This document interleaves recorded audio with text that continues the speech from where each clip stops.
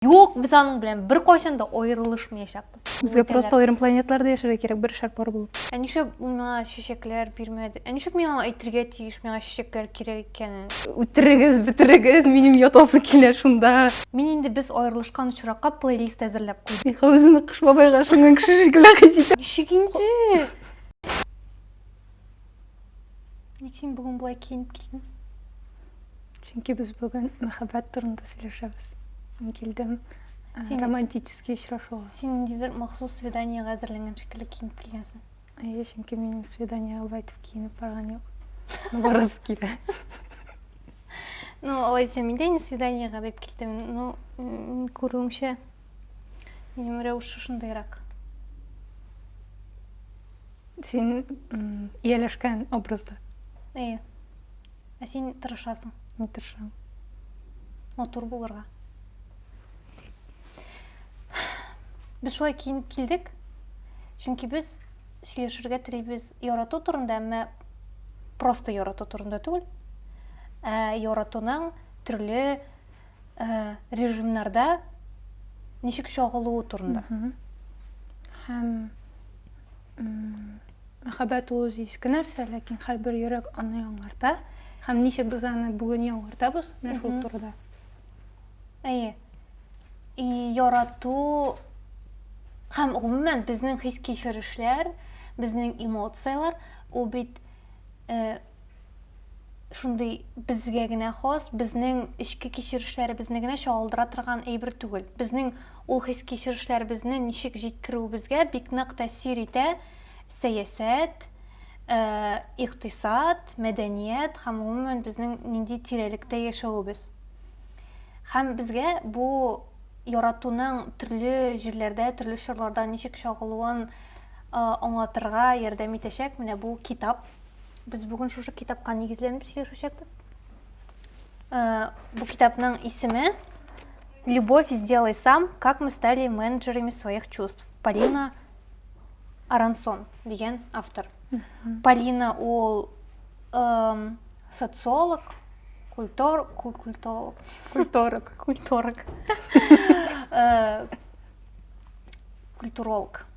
Вот.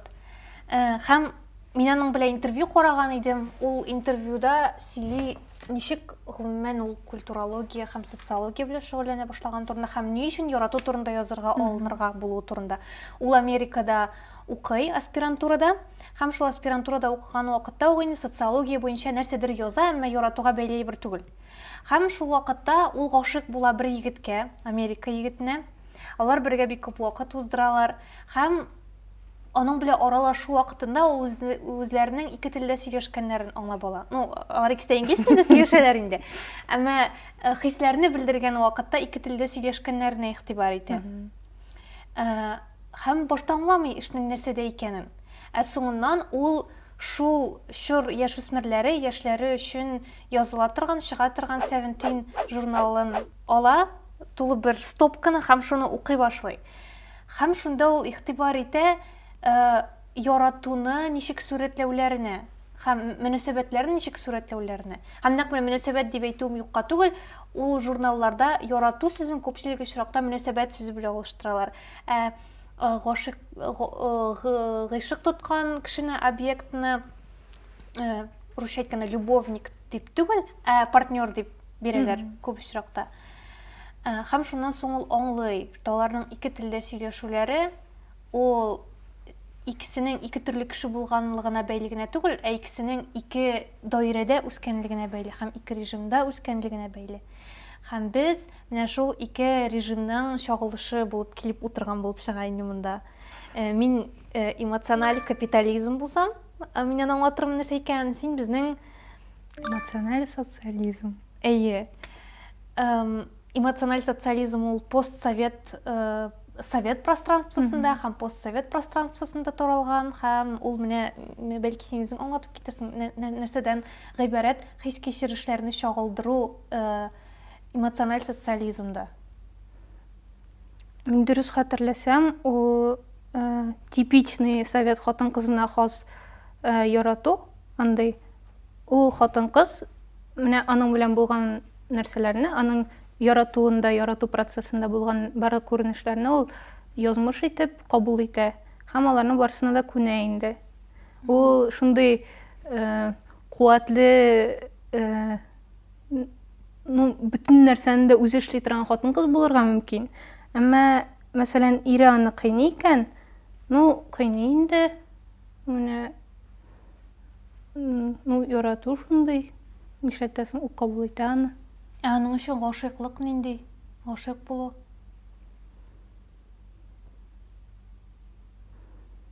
Мөгаен ул ниндидер тыштан кергән тәэсир, ул шундый стихия кебек син аны бер ничек тә бернинди йогынты ясалмыйсың, син аны менә шулай тәкъдирне кабул иткән шикелле кабул гына итәсең инде. Өскә ишелгән Әйе, шикелле. өскә ишелгән. Менә ишәтәсең инде гашыйклык. Һәм Менә шулай мин акылдан язам инде, гашыйклыкны ишәтәсең. һәм мин аны контрольгә ала алмыйм кебегрәк килеп чыга. Ул бит минеке түгел, ул бит стихия. Бит вулкан шартлаган шикелле. Әйе, Просто катаклизм кебек нинди. Һәм мин аны кабул итәм, ничек бар шулай. Карап кына торам инде. Бара мин. Мин эмоциональ капитализм. Шундый менә ни үз үсеш, нидер ирекле тормыш, песиләр, нәрсә киесем килсә шуны киям, ике төрле алка киесем килсә киям. Иң мөһиме үсеш. Иң мөһиме үсеш, әйе. Һәм бу эмоциональ капитализм мөнәсәбәтләрдә дә бик зур үзгәреш кертә. Һәм анда, әгәр дә мөнәсәбәтләр сиңа кыенлык китерә икән, һәм син авыр була башлавын тоясың икән, син сау бул дип әйтә аласың, теләсә кайсы моментта. Һәм бу иң дөрес усул булачак, чөнки сиңа авырлык китерә торган, сине бәргәләнергә, шашырга, ишеңдә күбәләкләр, селкенүгә китерә торган халәт, ул сәламәт халәт түгел. Һәм син үзеңне җимерәсең шулай. Әмма син үзеңне сакларга һәм кадерләргә тиеш. Шулай ук эмоциональ капитализмның бер зур мөһим аспекты ул сайлау мөмкинлеге күп булу һәм зур булу. Аннар ага таба әйтеп китербез әле ул сайлауның шулай ук иллюзия булуын бер яктан һәм артык күп вариантлар булуы киресенчә басым ясавын кешегә сайлаган вакытта. Һәм ул үзе бер сайлау иреге бирмәүдә басым булса, артык күп сайлау бирү үзе шулай ук басым. Ансы турында алга таба бәлки сөйләшәбез. Инде хәзер сөйләшәбез. Мәсәлән, шулай ук кичәге интервьюда карадым. Мин аны Григорий Юдин әйтә, менә бу эмоциональ капитализмдагы ирекне аңлау, ул негатив азатлык буларак бирелә. Анда бар негативная свобода, бар позитивная свобода. Һәм менә шунысы кызык, ул әйтә, һәрбер сәяси режим үзенең төп нәрсәсе дип әйтик инде, преимущество ничек була? Төп өстенлеге итеп беренче урынга куя азатлыкны. Һәм бер караганда ул шундый сәер кебек, ничек инде мәсәлән тоталитаризм азатлык турында әйтә ала. Әмма монда төп сере аның һәр сәяси режимның азатлыкка ничек каравы һәм азатлык буларак нәрсәне күз алмавы. Һәм менә мисал өчен негатив азатлыкка килсәк, ул дәүләтнең кеше тормышына минималь тәэсир ясавы. Һәм кеше ирекле, кеше теләсә нәрсә сайлый ала, аның алдында бик күп сайлау бар. Ниндидер шәхси азатлык булып чыган, шәхси ирек. Әйе, шәхси азатлык һәм негатив азатлык ул нәрсәдәндер азат булу, басымнан азат булу, патриархат басымыннан азат булу кебегрәк кабул ителә.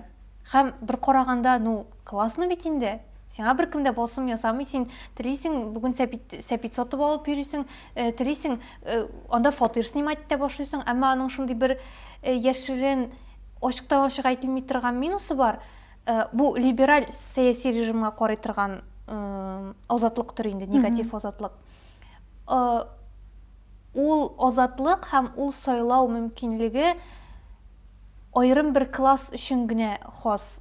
Ягъни монда айрым бер социаль катламнар барбыр босымға душар була. Мисал үшін, сен фотор снимать ете алмасқа мүмкінсің Мәскәүдә, әгәр дә сен рус булмасаң. Ягъни, вроде бы сиңа ирек бирелгән, син нәрсә эшлисең килсә, шуны эшли аласың.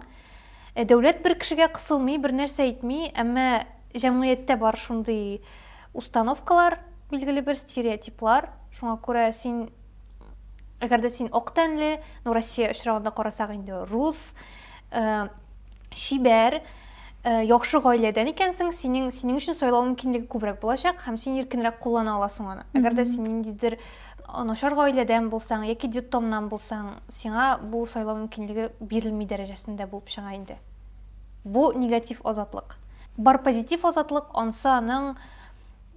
ансының шундый бер яшерен ягы ул авторитаризмга китерергә мөмкин. Чөнки бу очракта һәр кеше, һәр теләсә кем була ала дигән фикер ятамның нигезендә, бүтән кеше дә тигез. Менә бу СССР заманында кебек инде һәркем уңышка ирешә ала, әгәр дә тырышса, һәркем үзенә кирәкле әйберне ала. Әмма моның шул тискәре ягы дәүләт бик нык тыкшына, бик нык контрольдә тота. Һәм монсы да әйбәт түгел кебек килеп чыга инде. Әмма бар шундый бер идеаль, утопик вариант азатлыкның, ул республиканизм дип атала. Анда дәүләт тә артык тыкшынмый, тик шул ук вакытта җәмгыятьтәге социаль катламнар арасында андый каршылык та юк. Һәм кеше чынлап та нәрсә эшлисе килә, шуны эшли ала. Һәм һәр кеше эшли ала. Кайдан булуына бәйсез рәвештә. Монда ярату нинди була икән, интересно. Білмейм, Җәннәттәге кебек. Җәннәттә ничек ярату? Анда бармы ул категория гомумән? Менә. Ну, анда начарлык юк, дип аңлыйм инде мин. Менә Адәм белән Хаваны искә төшерсәк, аларда как будто бы привязанность та юк кебек. Шул вакытта бик табигый һәм алар бер-берсенә кирәк тә. Аларга бит алар бер-берсеннән башка яши алмыйлар. Не яши алалар инде? Ну, яшәмәү юлын сайлаганнар инде. Юк, алар сайламаганнар бит аны. Ул табигать шулай иткән. Но монда газап та юк. Анда газап юк. Аларга кирәк дәвам итер өчен үзләрен бергә булырга. Менә бит. Алар бер-берсенә гашыйк, алар бер-берсен бик яраталар. Һәм газап та юк. Ну, повезло инде. Аларда просто выбор юк. Ой, әйе. Ну, монда сайлау мөмкинлеге булмагач, алар бит инде ул турыда уйламыйлар да булып чыга. Аларның бөтенләй башка яссылыкта кабул итәләр. Безгә просто аерым планетларда яшәргә кирәк, бер шар пар булып. Идеально булыр. Менә син әйттең привязанность турында. Һәм монда шулай ук зависимость, ягъни бәйлелекне дә әйтеп китерә кирәк инде. Эмоциональ капитализмда зависимость һәм кешегә мохтаҗ булу инфантилизм буларак кабул ителә. Әгәр дә син кемгәдер мохтаҗ икәнсең, сиңа кеше җылысы кирәк икән, димәк син әле тиешенчә дәрәҗәдә шәхс буларак үсешкә ирешмәгәнсең. Һәм шуңа күрә күбрәк китаплар укырга кирәк, төрле секцияларга йөрергә, травмаларыңны дәваларга, үзеңнең шәхси коуч булырга тиеш синең, һәм син үзеңне тулысынча тәэмин итәргә тиеш. Һәм бу китапта Полина шулай бераз гына теге көлеп, мисал әйтеп китерә инде Михаил Лобковскийның ниләрен, фанаткаларын. Һәм менә ул Михаил Лобковскийның идеаль хатын-кызның нәрсәсе дип әйтим инде? Девизлары? Девизлары, ун девизын китерә ул. Мисал өчен, бәлки син укып китәрсең менә буларны. Беренчесе. Она с самых ранних лет привыкла рассчитывать только на себя. Икенчесе. Она самодостаточна. Üçüncüsü. Она независима во всех смыслах этого слова. Она не просит помощи. Она не идет на компромиссы. Она никогда ни с кем себя не сравнивает. Она довольна своей внешностью. Она не стремится замуж. Она не приемлет неравноправия. она никогда не бросит работать. Робот шикелле. Бәлки сен шундай интонация белән укыган, шулай тойылгандыр ул. Бу идеаль хатын-кыз түгел, бу робот просто. Айрым-айрым пунктларда айрым-айрым кешеләрне таныдым, шулай картинкалар чыга. Ну, а синең чын тормышта күргәнең бармы менә мондай хатын-кызны? Ну, минемчә бик күп кеше шуңа омтыла. Минем танышлар арасыннан. Һәм шуңа әйтәсе килгән иде, эмоциональ капитализм ул хәзер аны Америка модели дип кенә әйтеп дөрес түгел инде, ул хәзер бөтен дөнья моделе, ну менә Ул безгә соңрак килде. Үсешкә омтыла торган. Соңрак килде, әмма килде. Һәм бөтен кеше шуның эчендә, йөзе эчендә. Әмма менә миңа нәрсә кызыклы тоелды, монда бит эмоциональ капитализм ул шундый абсолют буларак бирелә. Син үзең генә бар. Сиңа бүтән кеше кирәк түгел. Мөнәсәбәтләрне яхшырту өчен эшләү инде ортта калган формула буларак бирелә. Ә безгә әле ул килеп җитмәде. Бездә әле мөнәсәбәтләрне яхшырту өчен тырышу дигән шундый әйбер бар. Шул ук Инстаграмда ачып карасаң кыска постлар була бит, шул психологик ярдәм күрсәтү системаларыннан Ясно анда мисал өчен, Ток, һәм алар һәрберсе барбыр кайгырту турында язалар әле. Үзеңнең партнерыңны ишетү турында. Безгә ул шулай теге тулайым килеп бетмәгән шикелле, безгә аның йомшак. Миңа калса без аны кабул итмәячәк бездә. Чөнки безгә ну бәлки ул шул постсовет җәмгыяте булгангадыр. Бик мөһим менә ул кыйммәтләр, гаиләдәге җылылык, якын кешеләрнең мөнәсәбәтендә җылылык. Һәм без андый шартларда яшәгәнбез шикелле, менә шундый кырыс, салкын шартларда безнең шәхескә кыен булыр кебек миңа. Ну бәлки килеп. Мин үз мисалымда да сиздем аны. Бездә менә бу эмоциональ социализм белән эмоциональ капитализм шундый булай, менә бай үрелеп баралар. Әйбәт якларына салибыз. Һәм мин менә бер яктан әйбәт якларына салибыз шикелле, икенче яктан мин үземдә сизәм менә ул бәрелешне. Ул шундый кызык, әмма моментында ул рәхәт түгел. Мисал өчен миңа кирәк менә бу миңа кирәк янымда кеше булу, миңа кирәк аның җылысы, һәм мин шундый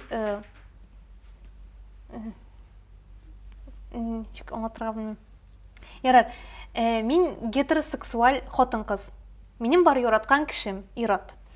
Һәм мин шундый бер яктан мин консерватив карашлы, миндә бар шундый, мин аны үземдә яратмыйм алай уйлавымны, Ират миңа финанс яктан ярдәм итәргә тиеш дигән әйбер бар миндә. Шул ук вакытта миңа килә башлады хәзер әкренләп соңгы елларда феминизм тәэсире, хатын-кыз үзен карап тотырга тиеш, аңа беркемнең ярдәме кирәк түгел, һәм ул бәйсез булырга тиеш дигән әйбер. Һәм минем менә соңгы елларда алар бәрелешәләр бик каты. Мин өстенлек бирәм феминизм ягына. Мин үземне кайгырта белергә тиеш, һәм мин кемгә дә булса бәйли булырга тиеш түгел, аеруча финанс ягыннан дигән.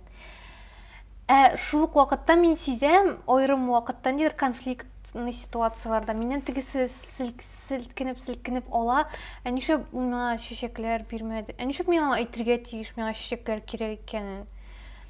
Менә шундый әйберләр. Күрәсең, эмоционально невыгодно. Кайсы? Ну, ул стресс. Ул ачыктан-ачык әйтмәү булып чыга бит инде. Ул үзе аңларга тиеш, ул үзе белергә тиеш. Ну, Ират бит инде ул кайгыртырга тиеш хатын-кызны. Ну, ул бит инде бик очевидный бер шикелле. Икенче ягым минем уйлый, авызыңны ачып әйт үзеңә нәрсә кирәген ди. Һәм миндә әле менә шул бәрелеш. Тик мин өстенлек бирәм азатлыкка һәм иреккә.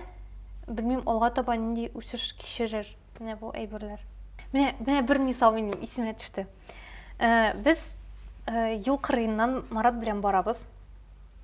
Һәм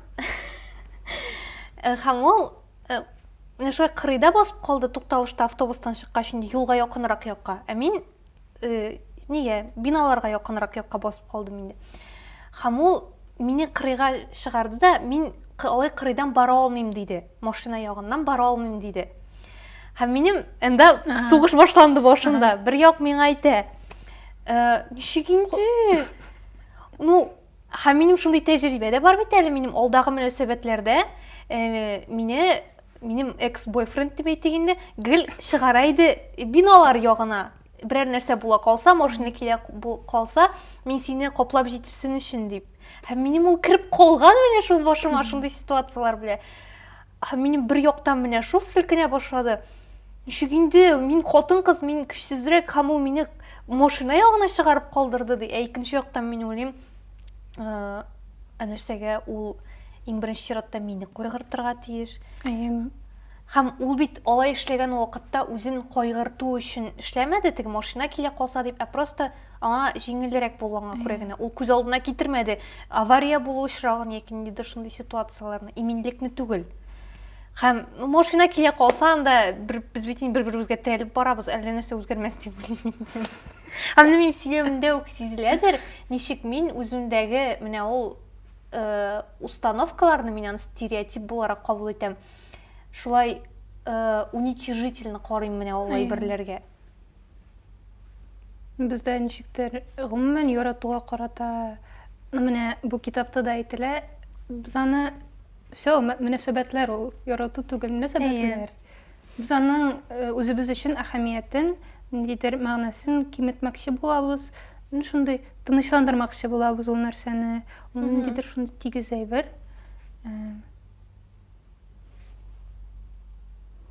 Мин белмим, миндә бар бер яктан ниндидер үземә отышлы әйбер эзләү, әмма мөнәсәбәтләрдә ул бик шагылмый кебек.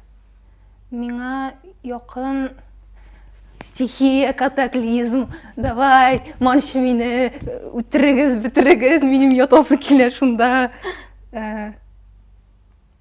Но ничек әйтергә, һәм бер яктан, минем эшлисе килә бер туктаусыз мөнәсәбәтләрне яхшырту, аларны бик уңайлы итү, икебезгә дә анда көн күрү, анда яшәү уңайлы булсын өчен, шул мөнәсәбәтләр эчендә беребезгә дә кыен булмасын һәм бернинди аңлашылмаучанлыклар килеп чыкмасын, бер нәрсә яшерәсе булмасын бер-беребездән дип. Икенче яктан, мин бөтенләй мөнәсәбәтләр турында уйламыйча, ярату турында гына уйлыйсы килә һәм ярату турында бернинди категорияларга салып та сөйләшеп булмый. Ярату непонятный нәрсә. Ул бит аны бит аңлатып булмый нәрсә ул. Ул шиктәш понятиялар янәшәсендә генә ачыла. Ул гашыклык белән бәйле, хөрмәт белән бәйле, просто ярату. Нәрсә ул просто ярату? Ничектер менә шундый җылы, якынлык, тулысынча ышану бер-береңә, шундый әниләрчә һәм балаларча яратуда бик күп нәрсәне җыя үз эченә. Кайгырту, дип әйттем мин.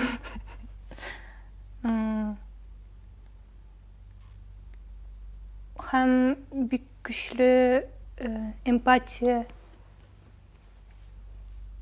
Һәм минем өчен минем аннан баш тартасым килми, менә шул мөнәсәбәтләр турында анда бөтен нәрсәне исәпләп, тартмаларга салып, тутырып, тигезләп, тузаннарны сөртеп куйган вакытта, мин шундый уйлыйм, теге ут, ялкын турында ярату, ничек җылы булу турында һәм аңлашылмау турында, һәм ул бит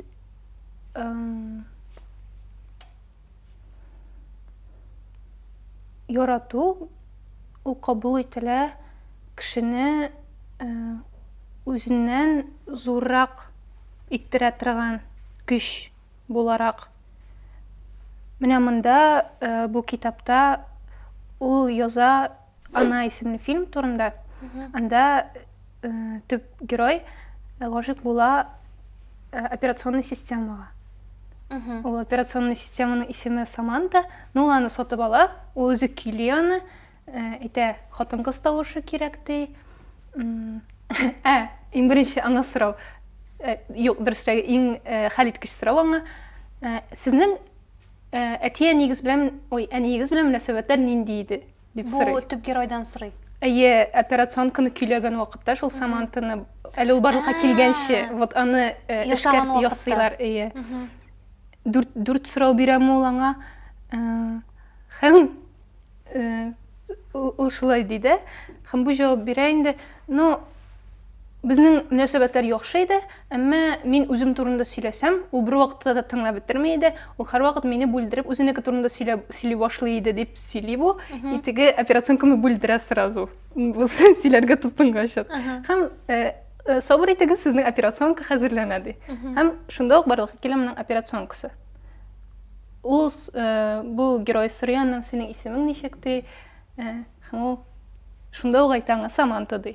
Шунда ук сойлап үзенә исемләп.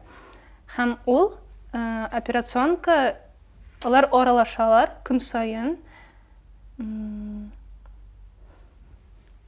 Ул аннан дидер киңәшләр сорый. Һәм алар бер заман просто фикерләшә башлыйлар. Үзләренең дидер хисләре белән бүлешә, һәм операционка көн сайын үсә. Ну, үзе шулай ди. Мин развиваюсь, һәм мин аны ул бик тиз бара ди. Һәм ул нәкъ кеше кебек ниндидер хисләр кичерә башлый.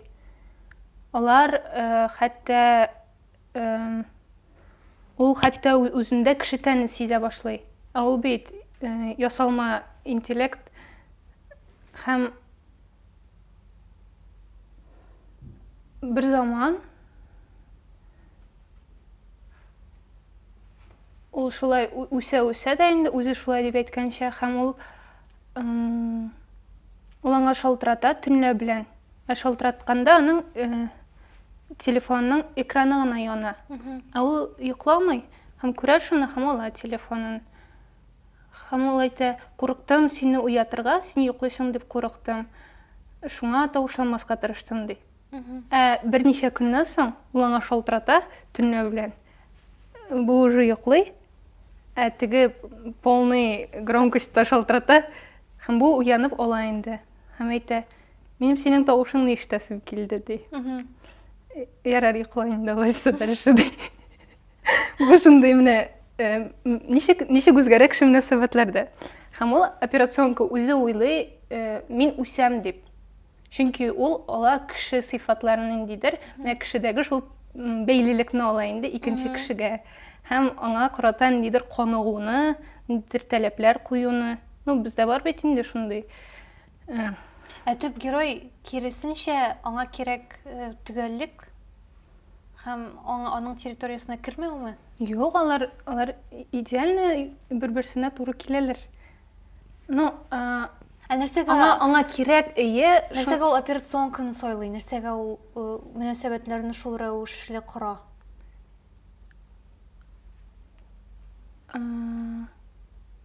Ну, аның ул бер ел элек хатыны белән аерылыша. Һәм, ну, чынлап та аңа уңайлырак операционка белән ие. Һәм миңа кызык шунсы, бер заман операционка юкка чыга, ну, саубуллаша һәм китергә уйлый. Мөнәсәбәтләр бик югарыга менгәч инде, үзләренең пигына алар толашалар хәтта аның алдыннан. Шул хәтлек ул үсә. Һәм ул әйтә, миңа ошамый, минем ниндигә әйләнүем ди.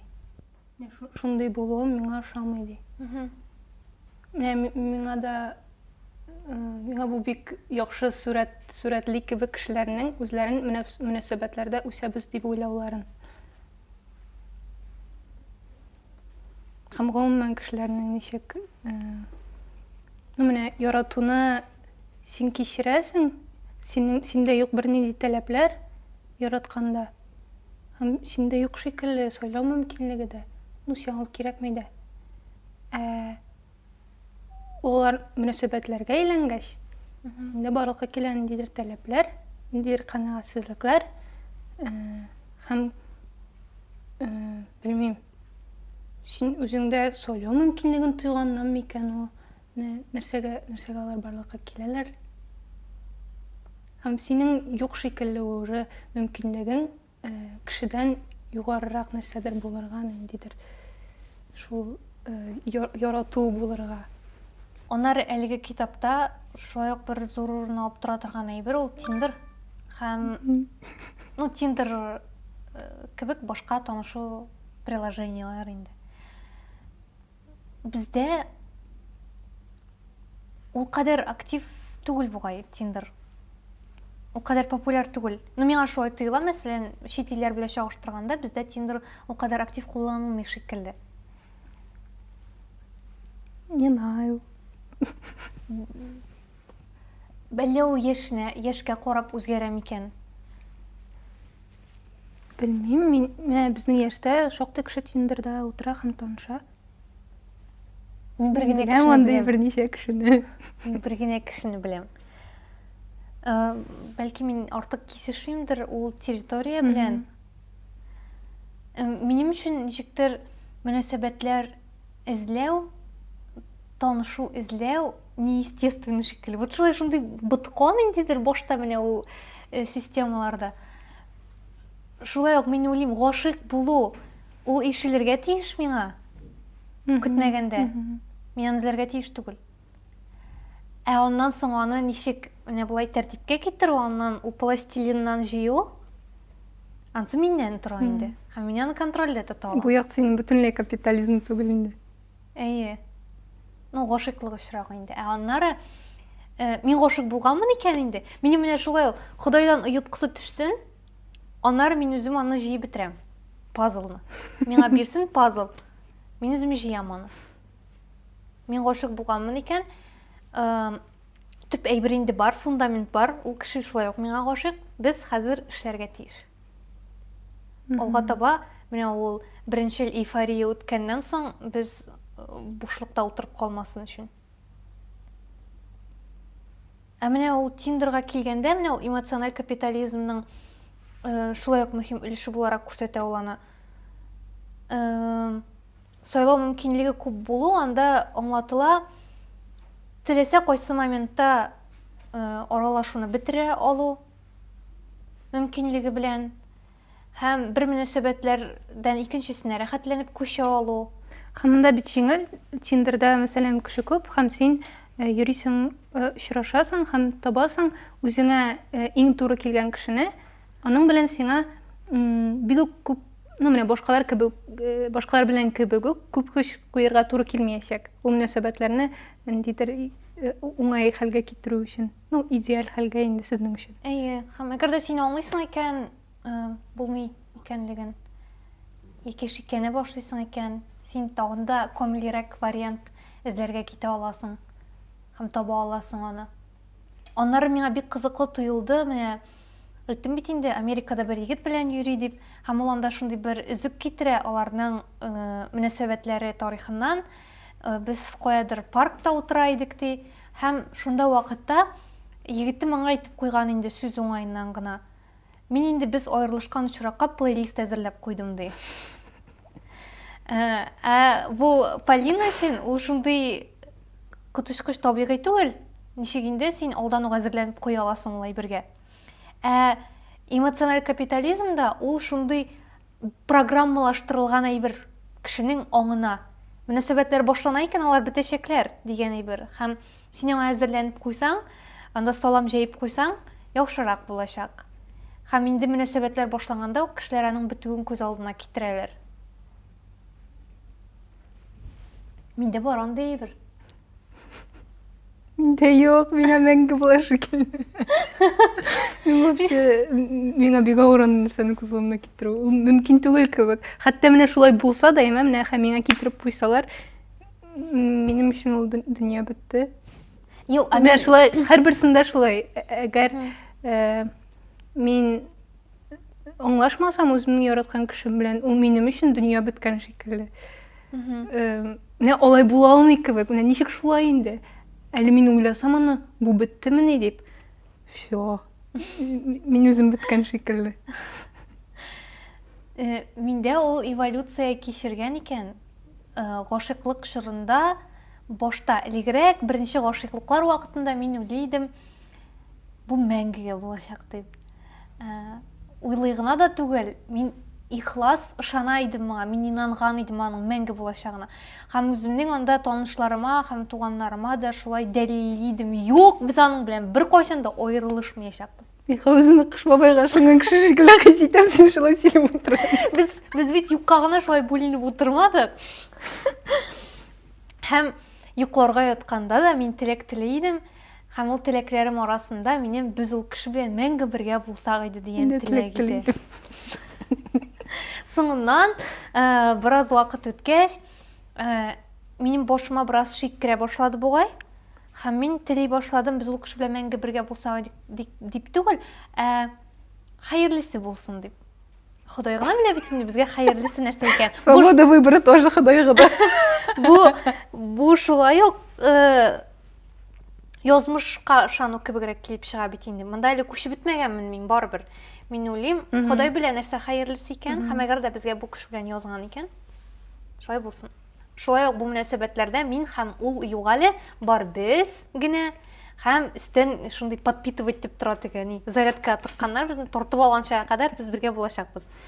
Аннан соң менә хәзер инде мин мәңге бер кайчан, һич кайчан кебек формулировкаларны кулланырга куркам, һәм мин кулланырга теләмим дә андай берне.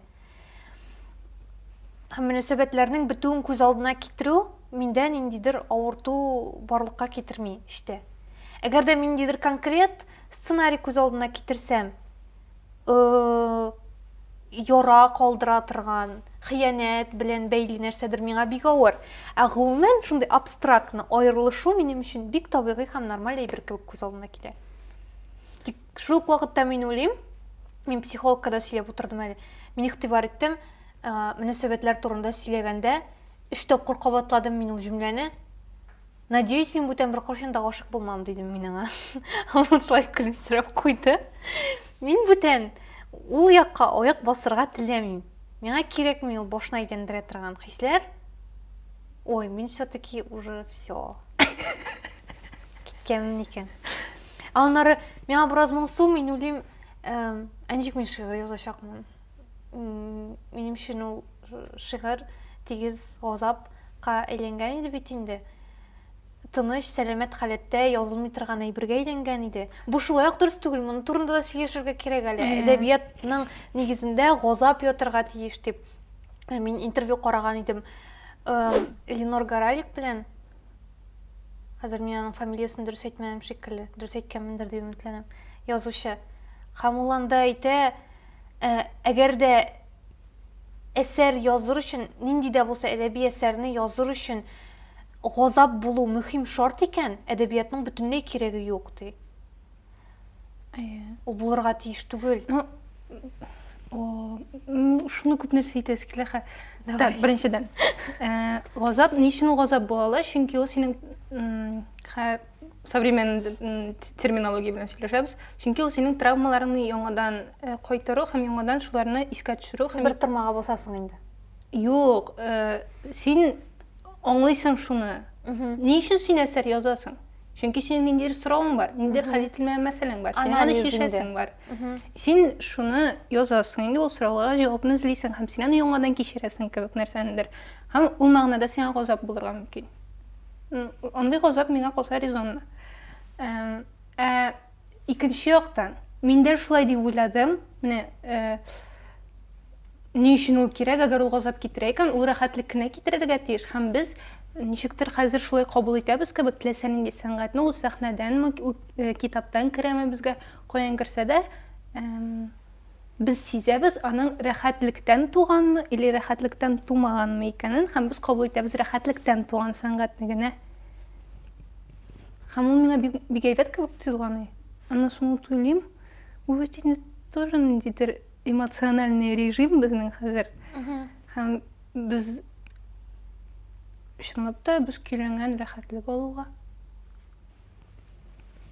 Һәм ул просто шундый күренеш, ул ниндидер, менә ничектер килеп чыгандыр тенденция заманда. һәм мин аны кабул итәм.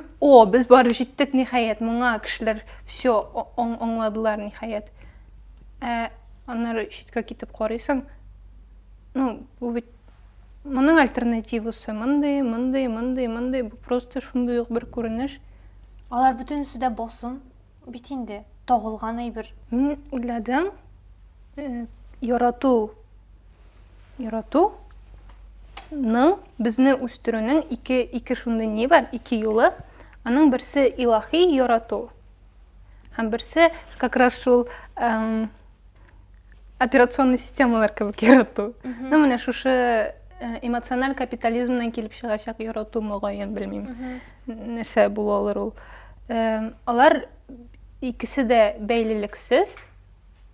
Илаһи гош яратудамы? Илаһи ярату,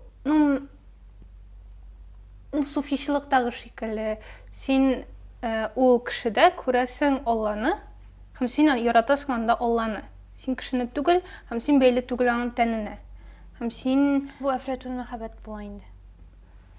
мөгаен миндә ничектер әфләтун мәхәббәт ул барыбер корырак, просто тыныч, сез нидер рух якынлыгы шикелле. Бәлки мин дөрес аңламыймдыр аны. Илаһи ярату, син мине яратасың Алланы. Ул синең гыйшкың анда. Һәм ул кеше юкка чыкса да, ул кеше үлсә дә, сиңа рәхәт булачак аның турында уйлау. Чөнки хәзер аңа тагын да рәхәтрәк, ул Алла белән кушылды. Һәм син бит яратасың Алланы, чынлыкта ул кешене түгел. Син яратасың Алланың ул кеше аша чагылуын, мөгаен. Ул Алла дип кабул иткән кеше сине кыйный башласа?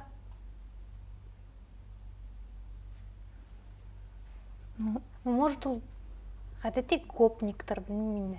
Синең өчен ул Алла. Һәм шә тарта, кул күтәрә, син шундый. Син күз алдына китерәсең гопник белән яшәгән суфийны.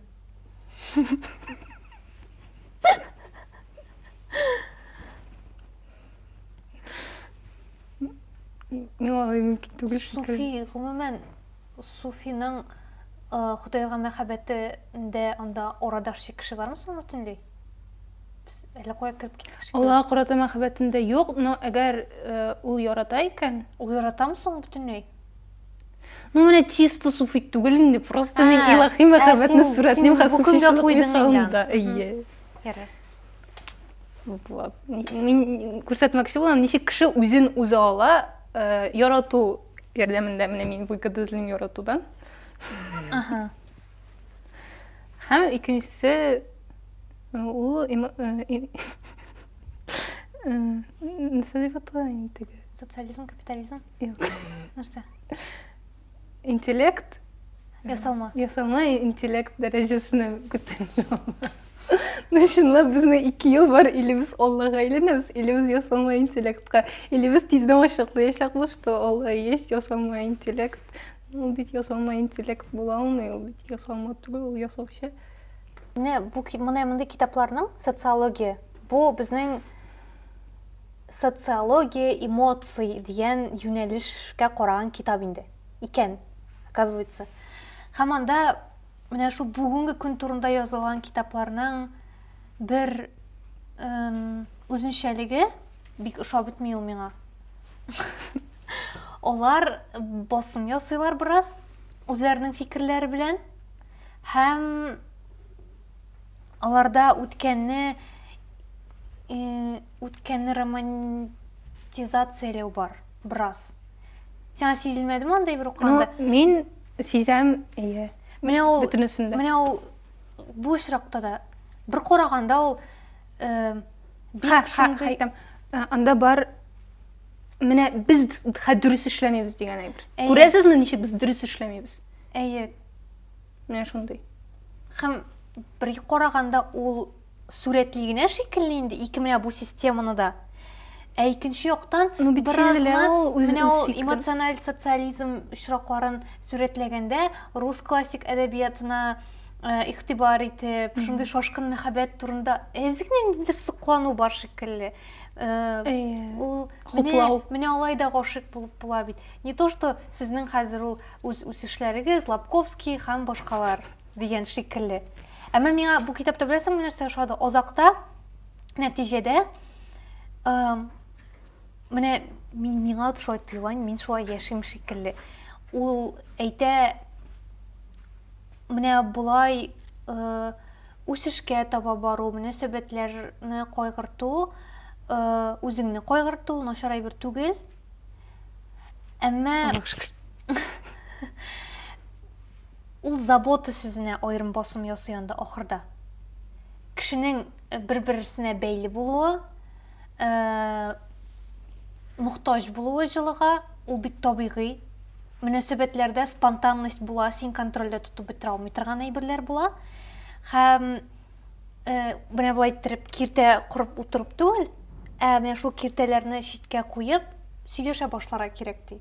Бүгенге көндә бездә бит менә булай мин генә дип яшәү ул кадәр ала китмәгән шикелле миңа. Мен белмим, бәлки безгә даирәдән торадыр ул, бәлки безгә шулай тоеладыр. Чынлап та миңа калса бик төрле. Чынлыкта нигездә эмоциональ социализм дип уйлыйм мин. Чөнки бик киң таралган абьюз Россиядә, барлык чагылышларында, гаиләдә, мөнәсәбәтләрдә. Шуңа безнең үзебезнең даирәдә шулай мөнәсәбәтләре белән Сөйләшү, алар турында сөйләшү, аларны ничектер хәл итү, җайлау. Шуңа күрә шулай тоеладыр безгә. Менә монда тагын бер кызыклы әйбер бар бит әле, ул үз-үзеңә өйләнү. Үз-үзеңә кияүгә чыгу буладыр инде безнең очракта. Һәм минем өчен шундый бер үк вакытта өйләнү һәм кияүгә чыгу була инде. Нинди җенес була ул кешенең? Бөтен. Тулы җенес. Ниһаять ул тулы җенес. Миңа ул шундый сәер тоелды, андай әйбернең булуы бөтенләй. Бит инде рәсми рәвештә түгел. Әйе. Ул кешеләргә кирәк инде. Ике кеше белән мөнәсәбәт кору юлын сайламаган кешеләр өчен миндә дөрес, миндә тулы, һәм мин сезгә аны традицион инструментлар ярдәмендә күрсәтәчәкмен дигән шикелле. Сезнең традицион инструментларыгызны тагын да традиционлаштырам. Канунлаштырам. Әйттереп шул кеше белән бәреп куям ул кадакка тагын бер тапкыр. Әмма мин сезнең кебек яшәмәсәм дә, миңа кеше кирәк булмаса да, мин нормальный.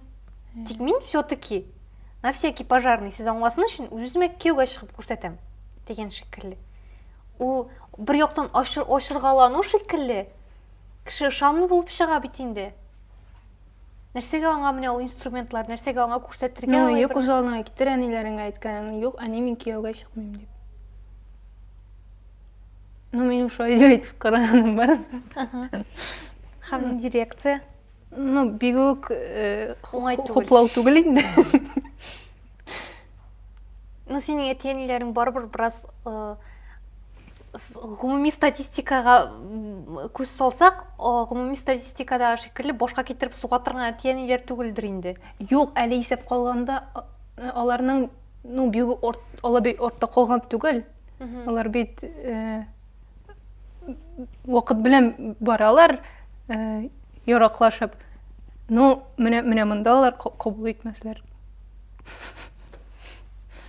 Шуңа кияүгә чыгасың була инде үзеңә. Мин анда укыганда беренче шул җөмләдән мин башта уйлаган идем, ул просто ниндидер практика инде, теге көз алдында аффирмациялар кабатлау шикелле шундый. Шулай дип кабул иткән идем. Анда бит аңа 4 атна әзерләнәләр икән, махсус коуч белән. Беренче атнада син үзең белән сөйләшергә өйрәнәсең, икенче атнада син үзеңне кайгыртырга өйрәнәсең, бүләкләр бирергә үзеңә, күзе каршыңда үзеңә комплиментлар әйтергә, икенче кеше сиңа әйткән кебек, син үзеңдә икенче кешене табасың кебек килеп чыга бит инде. Барбыр сенің бәйлілігің шоғыламында жылы сөзге, жылы құшаққа, қойғыртуға бәйлілігін. Ничек бүлінем, былай бүлінем. Ну, онда бұл сұрақта күзгі білен бүлінедір енді ол. Ең шындай наглядный мисал Бұл күзгі. мен бек қызықсынам нарциссизм білен. Ну, мен оқимын нешек нарциссылықтан құтылырға. Сен точно аңладың, енді өзіңде нарциссизм бар екен. Жоқ, нарциссизм түгіл, нарциссическая травма. Мұнда керісінше, сен нешек біраз ғана нарцисс болырға үйренесің. Ну, біраз ғана түгіл енді. Бар шындай бір сексуаль девиация деп аталам ол. Тойпылыш, нарциссизм. Кіші жінси тартылуының өзіне қарататыя. Міне өзі уятағында недер жінси тілек. Ну, білмеймін. Бұл тойпылыш боларақ белгілене бетінде. Әйе. Норма деп түгіл. Әйе.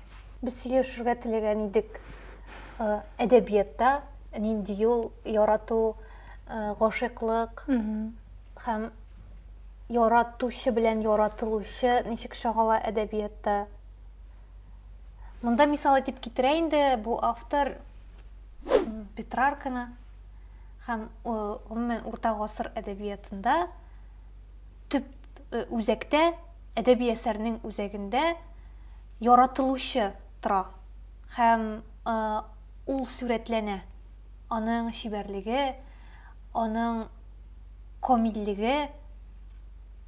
Хәзер аның сүзләренчә инде автор сүзләренчә хәзер үзәктә яратучы, яратылучы түгел. Ул вакытта яратылучы илаһият билгесе буларак бирелсә, илаһның дәвамы буларак. Хәзер инде яратучы, мин яратам, димәк миндә илаһ бар. Ул төрле булырга мөмкин, әмма мин яратам.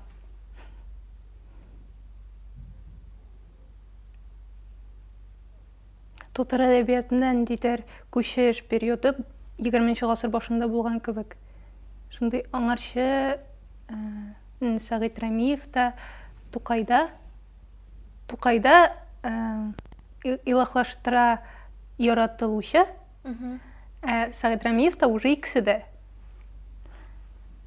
Олгара китсәң, уже илаһлаштыра яратучы гына.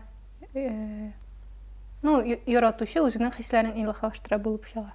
Тик барбыр, мәсәлән, безнең шура килеп карасак, безнең яшьтәшләр, безнең иҗатны карасак, анда яратылучы да барбыр китмәгән бит әле бер кайда, без аны сүрәтлибез, без аңа сокланабыз. Синдә аеруча. Әмма мин әле генә уйлап куйдым, Тукайда менә ул гашыклык газабы ләззәт дип бирелә кайсыдыр шигырендә. Ничек рәхәт, нинди ләззәт, менә ул гашыклык газабында яну. Хәзер бит безнең күз аллабызда син янасың икән, сиңа газаплы икән. Димәк, бу нормально. Син үсеп җитмәгән. Син әле үсеп җитмәгәнсең. Һәм менә кызык инде ул, без аны хәзер уйлыйбыз. Мин хәзер уйлыйм, менә соңгы гашыклыгымны карыйм да инде үземә ул вакыттагы. Хәзер аны бәялим. Процесста аны бәялеп буламы соң? Юк. Ну, әгәр син бик шундый оек акыллы, рациональный кеше булсаң гына инде. Мин укып утырдым үземнең көндәлекләрне. Һәм ул менә хәзер ул бик яхшы күренә нәрсә булган анда ул вакытта. Ул вакытта мин бөтенләй менә Куркыныч булды. Афайтыгыз. Сен генә чыгып алдың үзеңнең арасына. Нужно смазать 18+. Блюр куярга кирәк үзеңә. Мине бераз куркыта гашыклык менә хәзер. Мин искә Син төшергәндә. әйттең инде бүтән гашык булып дидең, бераз куркыта ди хәзер. Юк, мин әйттем, надеюсь, мин башка гашык булмам дип әйттем. Бу цитата психологка шулай дидем. Надеюсь, димәк, монда мин башта ук әйттем, гашыклык минем өчен ул өстән ишелгән әйбер. Аннан соң нәрсә эшлисең, аны синең кулыңда инде.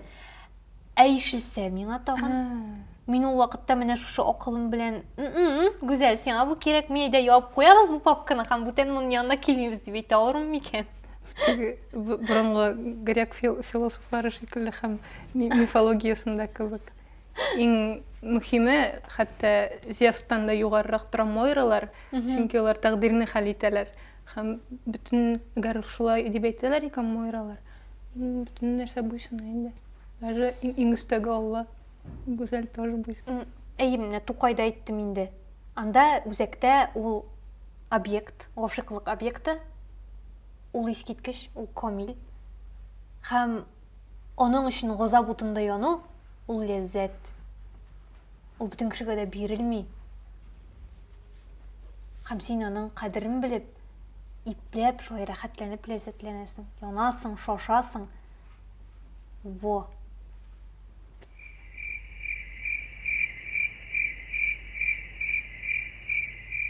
Хәзерге укучы, хәзерге кеше укый да инде аны. Какая-то нездоровая любовь у вас.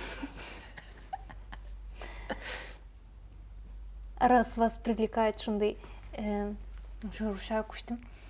Бу минем Шеш китеп. Нидән ул минем?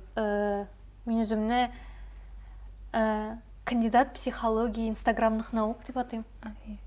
Минем психология буенча белемнәрем инстаграмнан тупланган, тиктоктан һәм ютубтагы подкастлардан. Һәм менә бу психологияны аерым юнәлеш буларак та аерып чыгарга була әле. Поп психология дип атый аны автор. Менә шундый өстән генә гомумиләштерүләр бик күп.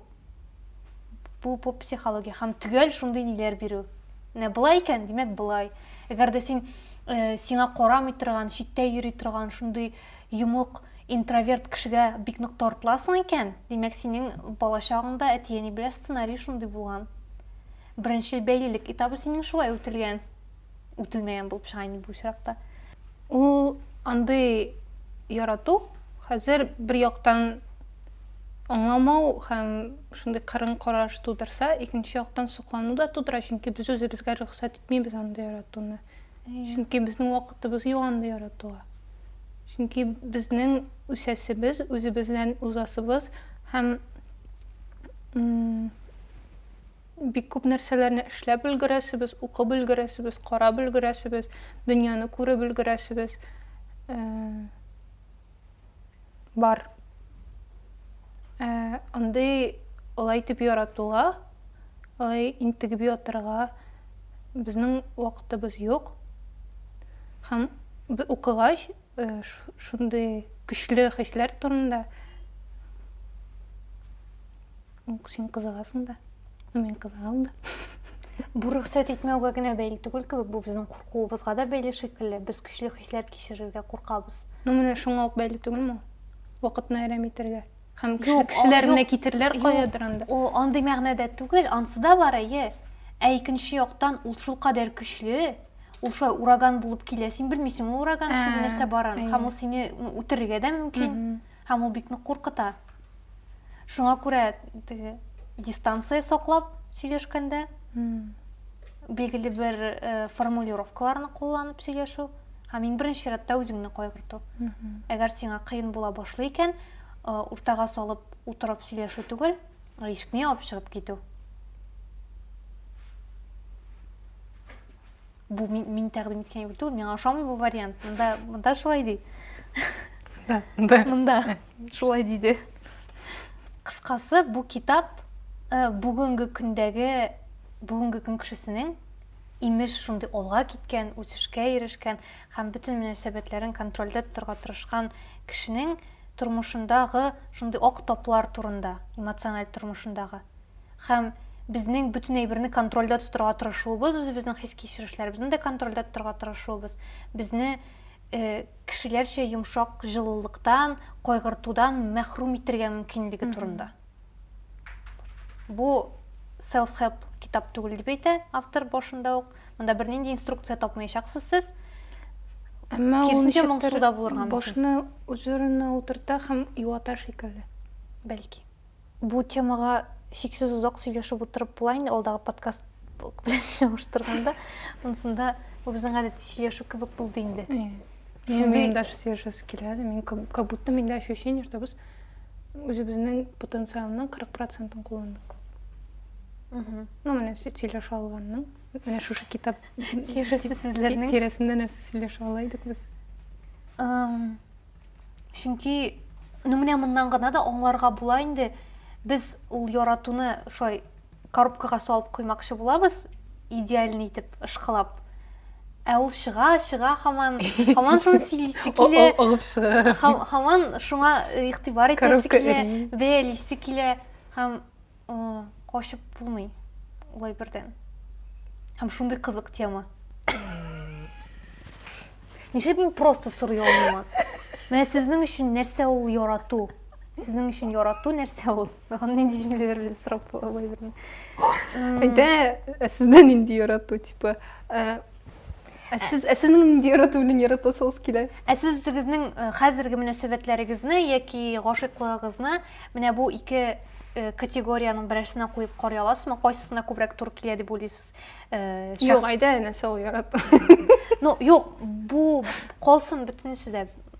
Кайсы сорау күбрәк кызыклы тоела, шуңа җавап бирергә мөмкин. Һәм гомумән үзегездә үзгәрешләр сизәсезме менә бу мөнәсәбәтләргә бәйле, эмоцияларга бәйле, аларны авызны ачып әйтүдә яңгыратуга бәйле? Соңгы вакытта гомумән әйләнә-тирәдә, Соңгы 20 елда, соңгы 22 елда. Вот. Безнең подкаст менә шундыйрак булырга тиеш иде. Беренчесе, без төрле юнәлешләрдәге, төрле жанрлардагы, төрле темалардагы китаплар турында сөйләшәбез. Мин Гүзәл. Миләүшә, сораулар алдына бирегез. Әйе.